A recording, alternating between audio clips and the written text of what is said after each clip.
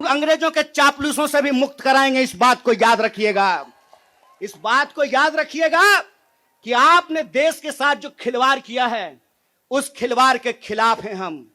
उस खिलवाड़ के खिलाफ क्यों हैं हम? कि आपने इस देश को सपना दिखा करके, आपने इस देश के लोगों को उम्मीद जगा करके उनके साथ धोखा किया है। ये हम नहीं बोले थे, श्री 108 श्री माननीय प्रधानमंत्री जी बोले थे कि हर साल 2 करोड़ नौकरी दी जाएगी। क्या मीडिया वाले? मोदी जी बोले थे ना कि हम बोले थे? अरे बोलिए ना महाराज, आपको भी बोलना पड़ेगा, याद रखिएगा इस बात को। सबकी बारी आएगी, इस बात को याद रखिएगा। अरे हमारे लिए क्या है, जब तक जेल में चना रहेगा, आना जाना लगा रहेगा, हमको कोई दिक्कत नहीं है, लेकिन बारी सबकी आएगी, इस बात को याद रखिएगा। कहे थे ना मोदी जी कि हर साल 2 करोड़ रोजगार देंगे, बोले थे कि नहीं बोले थे? अरे बोलिए ना, आप कांग्रेस के कार्यकर्ता हैं, भाजपा के थोड़ी हैं कि डर जाएंगे, बोलिए। बोले थे ना, बोले थे ना कि महंगाई कम होगी, बोले थे ना खाते में 15 लाख रुपया आएगा, बोले थे ना अच्छा दिन आएगा। आया क्या? मोदी जी के स्टाइल में पूछूं क्या, आया क्या? अब नया जुमला आया है, अब नया जुमला आया है कि हम अग्निपथ लेकर के आए हैं। एक भाजपा का नेता ईमानदार है, कैलाश विजयवर्गीय को धन्यवाद देना चाहिए। कम से कम उसने इस देश के नौजवानों की शंका दूर कर दी। उन्होंने बता दिया भाजपा की नई योजना है तैयार, भाजपा ऑफिस में सभी नौजवान बनेंगे चौकीदार। यही योजना है ना। लेकिन मैं कहता हूं विजयवर्गीय जी, आपका बेटा बल्ला बहुत बढ़िया चलाता है, अफसर पे बैठ चला रहा था, उसको बीजेपी ऑफिस में क्यों नहीं सिक्योरिटी गार्ड बना देते हैं? मंत्री का बेटा बनेगा सेक्रेटरी, मंत्री का बेटा बनेगा बीसीसीआई का सेक्रेटरी, और किसान मजदूर का बेटा बनेगा भाजपा ऑफिस में सिक्योरिटी गार्ड। हाय रे हिपोक्रेसी, इसी को हिपोक्रेसी कहते हैं ना। और बेईमानी किसको कहते हैं? देश की जनता को लगा कि जब मोदी जी बोल रहे हैं तो सच ही बोलेंगे। मोदी जी की हर बात को मान लिया देश के लोगों ने।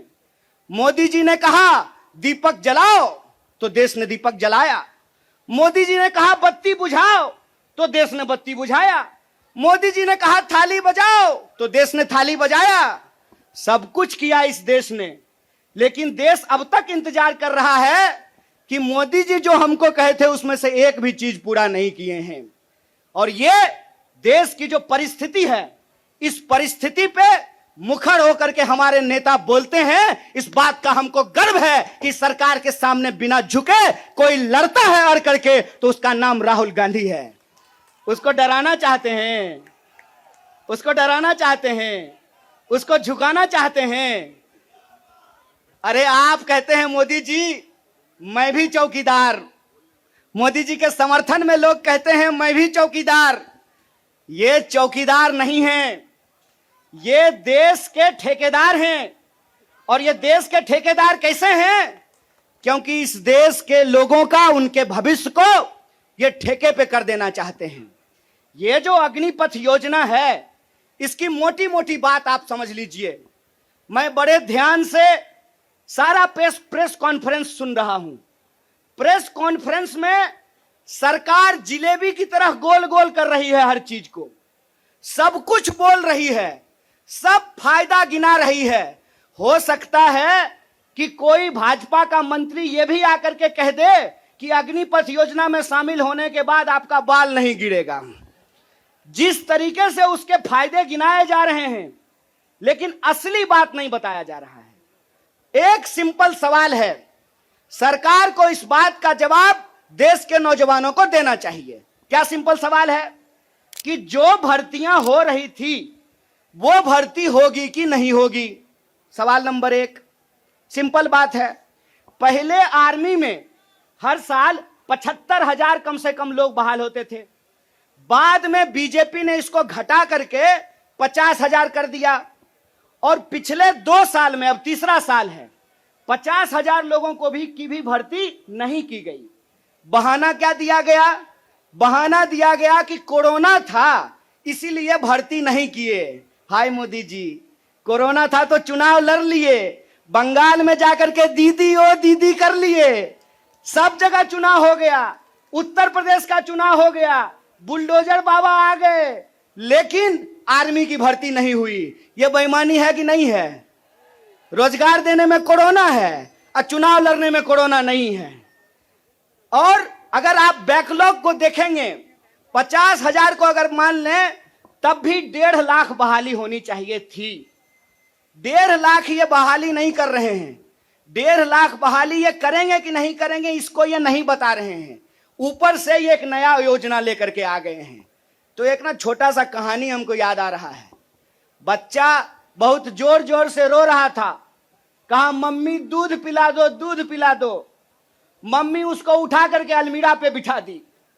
बच्चा मम्मी को यह नहीं कहता है कि मम्मी दूध पिला दो, बच्चा चिल्ला चिल्ला करके कह रहा है कि मम्मी अलमीरा से नीचे उतार दो, नीचे उतार दो। लोग मांग रहे थे हर साल 2 करोड़ नौकरी, इन्होंने हर साल 2 करोड़ नौकरी नहीं दी, ऊपर से एक नया योजना लेकर के आ गए हैं। पूरा का पूरा भाजपा के तंत्र को उसमें लगा दिए हैं कि आप बताइए कि अग्निपथ के क्या फायदे हैं। अरे सिंपल सी बात है, बिहार में कहावत है, नहाया हुआ शरीर और खाया हुआ शरीर नहीं छुपता है। जो चीज अच्छी होती है उसका फायदा बताने का जरूरत नहीं होता है।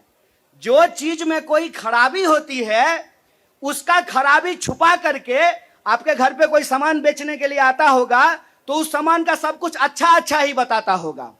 आप ट्रेन में जब जाते होंगे, बस में जाते होंगे, तो जब जूसर बेचने वाला आता है तो एक संतरा से आपको 1 गिलास जूस निकाल करके दिखाता है, और वही जूसर जब आप घर पे लेकर के जाइएगा तो आधा गिलास जूस भी आपको आपके घर में नहीं निकलेगा।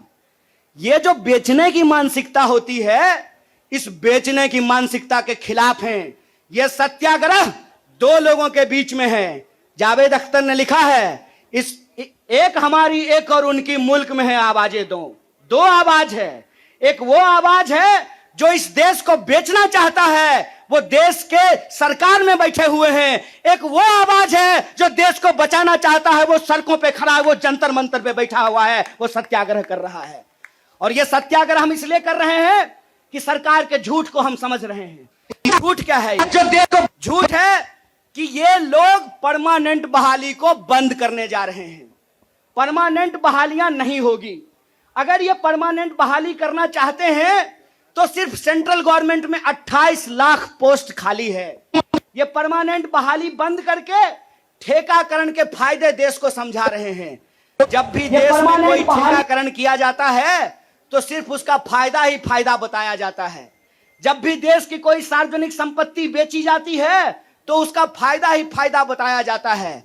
लेकिन इस बात को याद रखिएगा कि देश में अगर सारी सार्वजनिक संपत्तियों को बेच दिया गया तो देश का क्या होगा।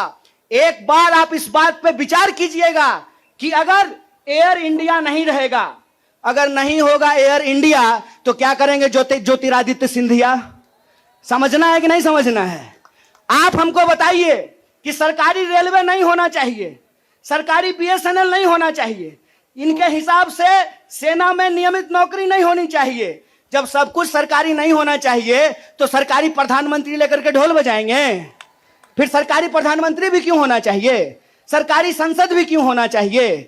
देश का मतलब होता है देश की राष्ट्रीय संपत्ति, देश का मतलब होता है देश की राष्ट्रीय सेना, देश का मतलब होता है देश के लोगों का सम्मान।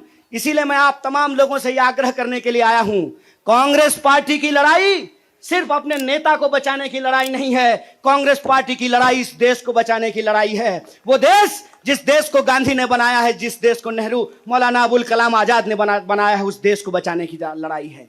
कांग्रेस पार्टी को लेकर के भाजपा लगातार प्रचार करती है कि अगर कांग्रेस किसी चीज का विरोध कर रहा है तो सही होगा। तो आप बताइए, हम भाजपा का विरोध करते हैं, देश के संविधान का समर्थन करते हैं, और उस संविधान को हमने बनाया है, कांग्रेस पार्टी ने बनाया है। इसीलिए एक कहावत कही जाती है, जाके पैर न फटे बिवाई, वो का जाने पीड़ पड़ाई। जो पार्टी देश को आजादी दिलाई है, वही पार्टी इस देश की आजादी की रक्षा कर सकती है। इसी आशा और उम्मीद के साथ कि सत्य और अहिंसा के रास्ते पे चलेंगे, सत्याग्रह के रास्ते पे चलेंगे, झूठ को हराएंगे। झूठ पे सच भारी है, सत्याग्रह जारी है, यह सत्याग्रह जारी रहेगा। बहुत बहुत शुक्रिया, बहुत बहुत धन्यवाद।